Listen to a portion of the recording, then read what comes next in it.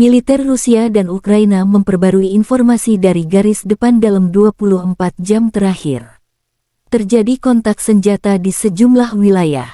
Pasukan Rusia menetralkan dua kelompok sabotase Ukraina di dekat Kupiansk dalam 14 jam terakhir, kata juru bicara Kementerian Pertahanan Rusia Letnan Jenderal Igor Konashenkov, Minggu tanggal 14 Mei. Operasi dua kelompok sabotase dan pengintaian Ukraina dihentikan di area permukiman Ivanovka dan Devurehnaya di wilayah Kharkov. Menurut Igor, serangan penerbangan taktis dan angkatan darat serta tembakan artileri dari kelompok tempur barat menghantam personel dan peralatan militer Ukraina. Musuh kehilangan lebih dari 100 prajurit, 5 mobil, howitzer D-20, dan senjata anti-tank Rapira selama beberapa hari terakhir. Juru bicara Kemenhan Rusia Letjen Igor Konashenkov tanggal 14 Mei melansir secara total, Angkatan bersenjata Ukraina kehilangan 425 jet tempur, 231 helikopter, 4.135 kendaraan udara tak berawak.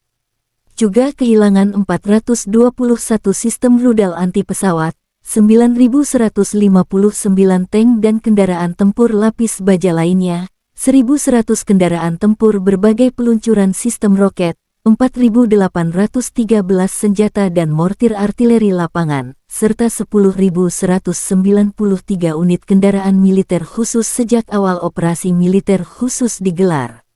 Dari kubu Kiev, Angkatan bersenjata Ukraina melalui pernyataan resmi tanggal 14 Mei melansir 620 prajurit Rusia dinetralkan dalam 24 jam terakhir. Termasuk 5 tank, 18 kendaraan tempur lapis baja, 21 sistem artileri dan 31 drone Rusia dihancurkan.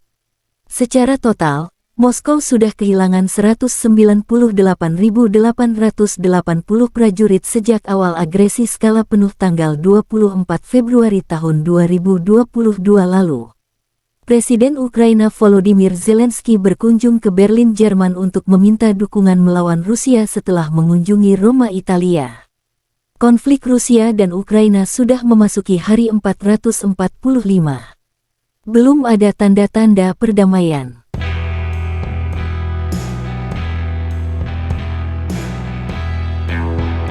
Terima kasih sudah nonton. Jangan lupa like, subscribe, dan share ya.